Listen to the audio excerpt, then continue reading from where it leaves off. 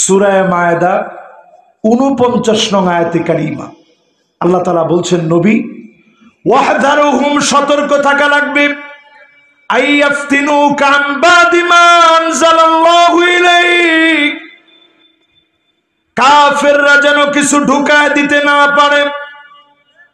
আমরাও বলবো সতর্ক থাকা লাগবে, নতুন করে পার্শ্ববর্তী দেশ কোনোভাবে আমার দেশের ক্ষতি যেন করতে না পারে। ঠিক কিনা কম? এরপরেরটা শুনেন আল্লাহ কি বলে, ফাইন তাওয়াল্লাউ, ৪ নাম্বার। এটা কোরআনের রাজনীতি আছে কিনা কয়টা পয়েন্ট দিয়ে বুঝাই দিয়ে বলছিলাম, আপনাদের মনে কষ্ট হয়ে যাচ্ছে। আমি আর বেশিক্ষণ না, আমার এই কমিটি বলছে হুজুর আপনি খালি আয়েশার চেহারাটা দেখাইবেন। আমি কইছি আমি তো এরকম কোনো বড় পীর সাহেব না, চেহারা দেখাইলে পাবনার মানুষ অন্তত আমারে ছাড়বে, আমি পাবনার মানুষের চিনি। মাশাআল্লাহ, এখন ছাড়াছাড়ির কোনো উপায় নেই, কি কম? ঠিক আছে, আপনারা যদি দোয়া করে দেন, আমি যদি এখন মারাও যাই আমার মনে কোনো দুঃখ নেই। এই সময়ের মৃত্যু আমি মনে করি আমার জীবনের শ্রেষ্ঠ মৃত্যু হবে। জোরে করে আল্লাহু আকবার।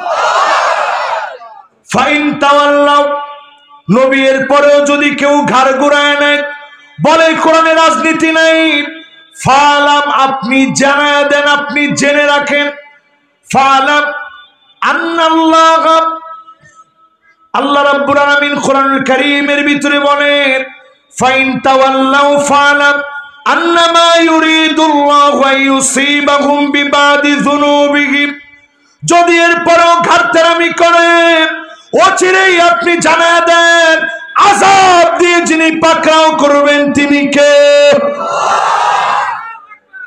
সুতরাং আমি আপনাদেরকে বলি, 5 তারিখের পরে গুন্ডামি দেখাবেন না। মনে রাখবেন 5 তারিখ যেইভাবে আল্লাহ ঘটাইছে আবার আল্লাহ সেইভাবে ঘটাইতে পারে। ঠিক কিনা বলে? وَإِنَّ كَثِيرًا مِنَ النَّاسِ لَفَاسِقُونَ, আল্লাহ বলেন নিশ্চয় অধিকাংশ লোকেরা হবে ফাসিক। আওয়াজ করে বলেন কি হবে? একজন দুইজন লোক না, প্রথমে বলছেন ইন্না, নিশ্চয়, এরপরে বলছেন কাসীরুম মিনান নাস, বাদুন নাস না, নাফারুম মিনান নাস নয়, ফারাদুম মিনান নাস নয়, কাসীরুম মিনান নাস, অধিকাংশ লোক ফাসিক হবে। যারাই ফাসিক হবে তারাই বলবে কোরআনের রাজনীতি নয়। ঠিক কিনা বলেন? এরপরে 6 নাম্বার আল্লাহ রাব্বুল আলামিন বলেন, আফা হুকমাল জাহিলিয়াতি ইয়াবগুন, ও নবী এত কিছুর পরেও লোকেরা কি জাহিলিয়াতের দিকে চলে যাবে? আজকেও আমি দেখলাম ছোট ছোট 2 জন বাচ্চা, আমি যখন মাহফিলে আসতেছি স্লোগান দিয়েছে জয় বাংলা। না না না, জয় বাংলা স্লোগান দিলে আমার কোনো অসুবিধা নেই। আমার অসুবিধা ওই জায়গায় আপনি যদি এই কথা বলেন যে জয় বাংলা বলতে বলতে আমি মারা যাব, এই কথায় আমি গড় আপত্তি করি। জয় বাংলা বলে আমি মরতে চাই না, লা ইলাহা ইল্লাল্লাহ বলে মরতে চাই। ঠিক কিনা কম?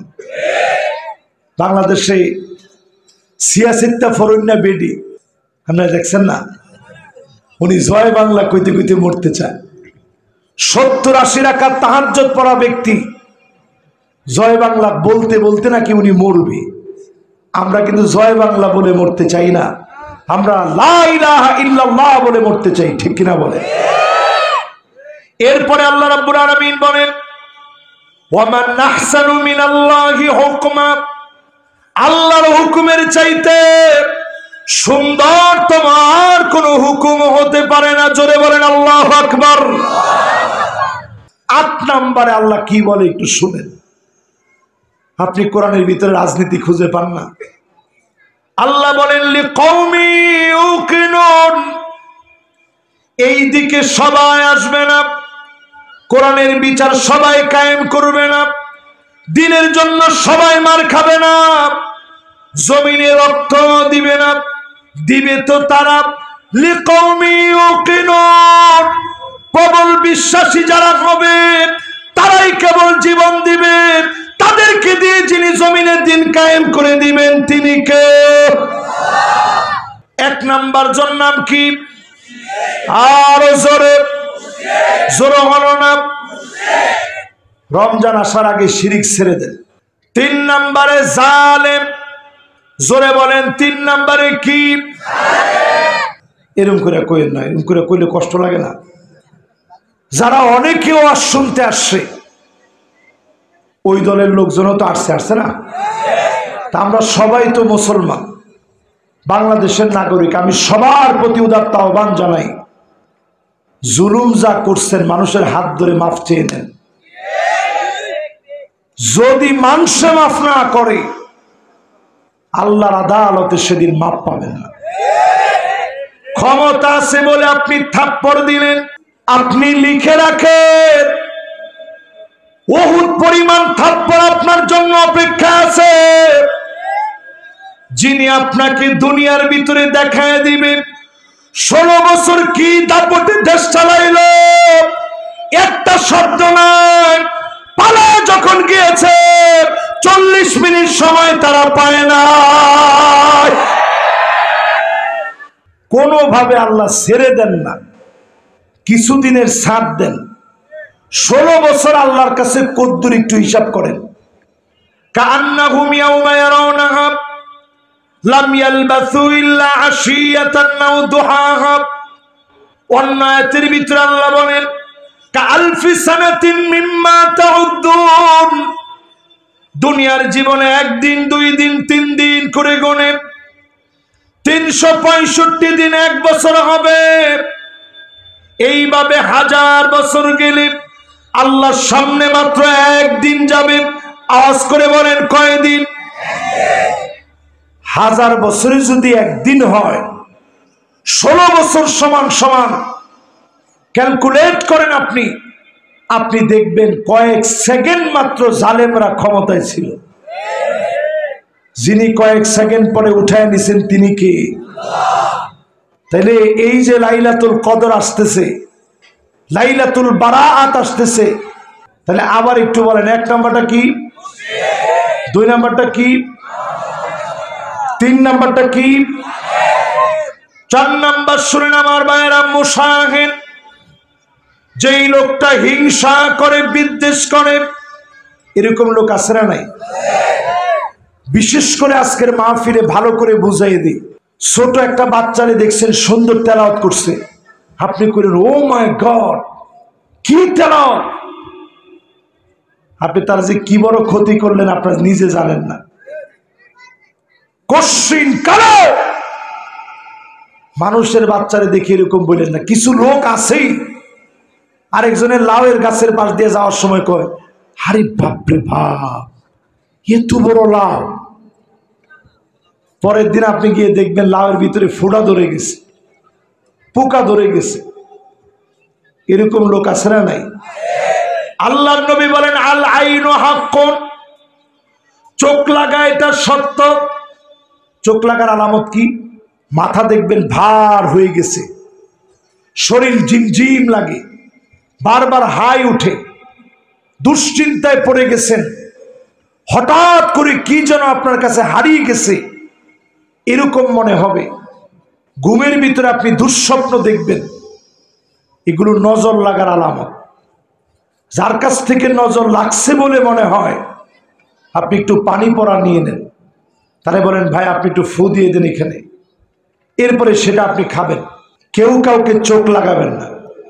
ভালো কোনো বৈশিষ্ট্য দেখলে বলবেন মাশা আল্লাহ। জোরে বলেন কি বলবেন? উনি একটা সুন্দর বাড়ি করছে 5 স্টার হোটেলের মতো। আমি আজকে ওইখানে মেহমান হয়েছিলাম, গিজার টিজার সব আছে।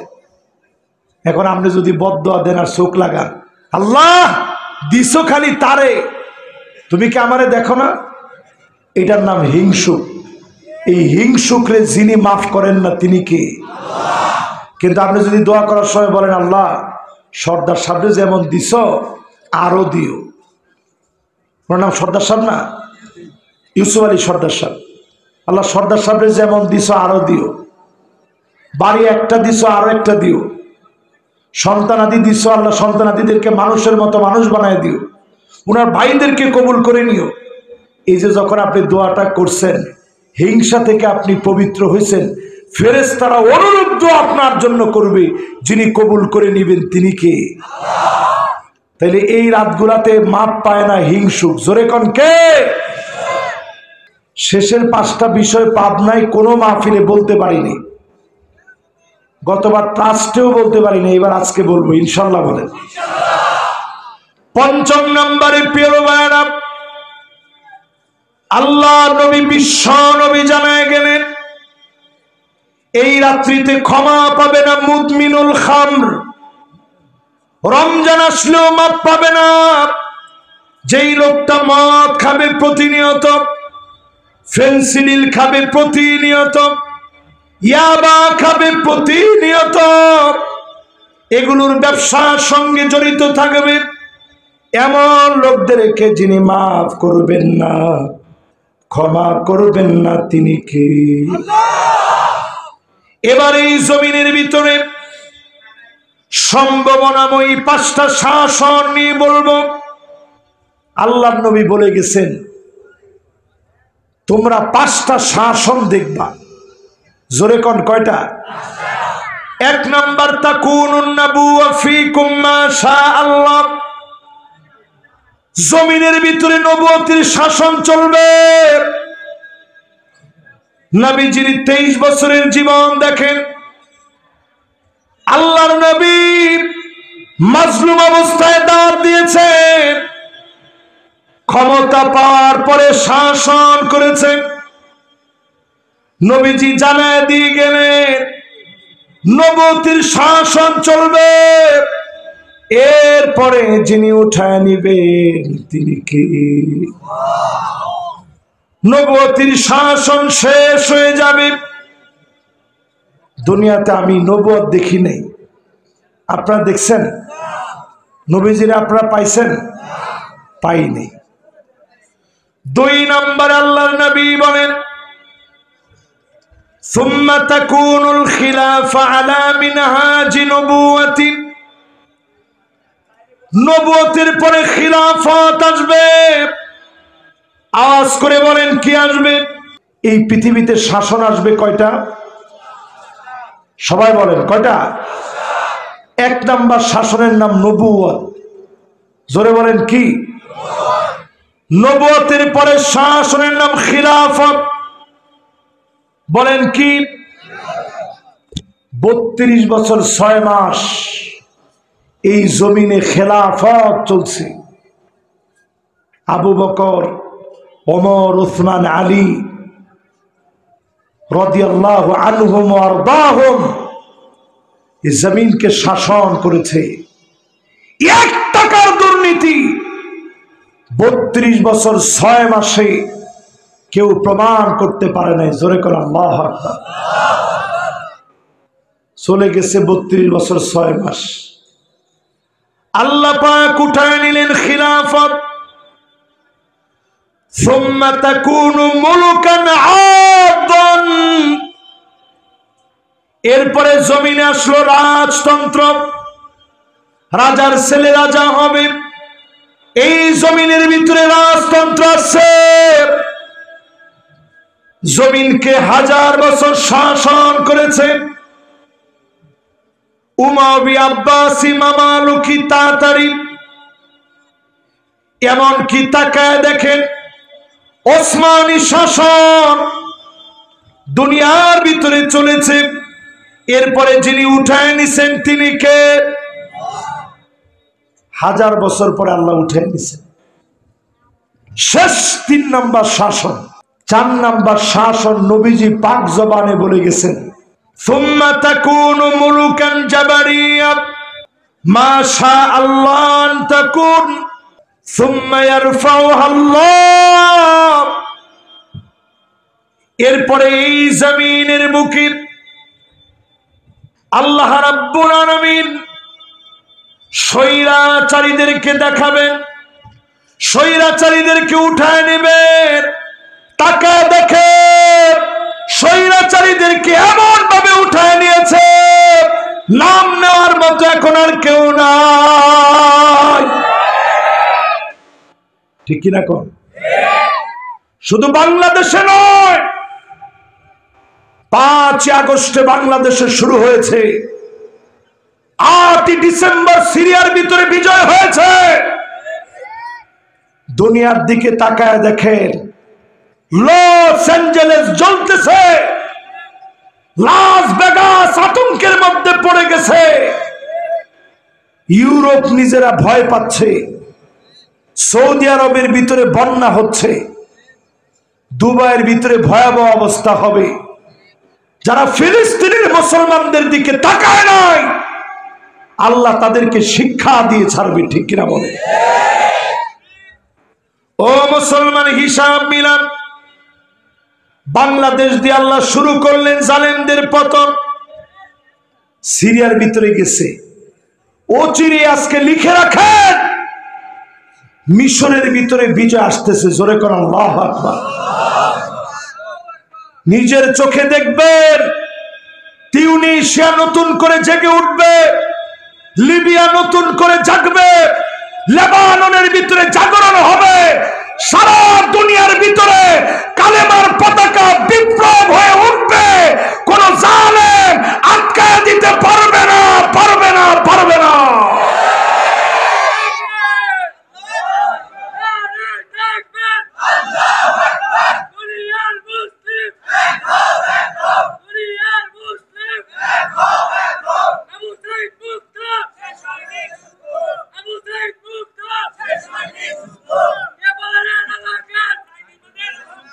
মাশাআল্লাহ, মাশাআল্লাহ। দেখেন কি সুন্দর স্লোগান গুলা দিস।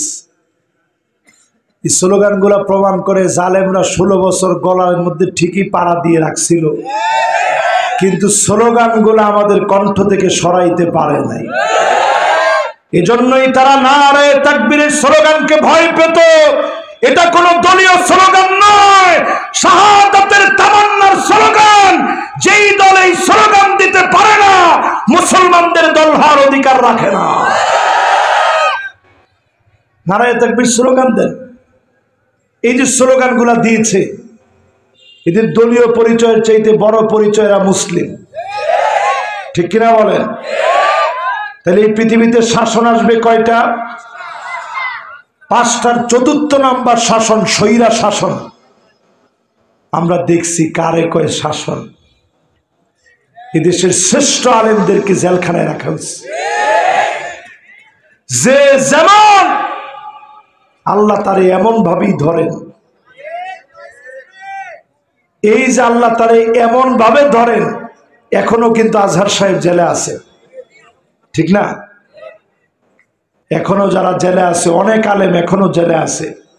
সবার মুক্তি আমরা কামনা করি এবং পরিষ্কার ভাষায় বলি, মানুষের জীবন থেকে 15, 16, 17 বছর যারা খেয়ে ফেলছেন, আপনারা যদি জালেম না হন, জালেম কি?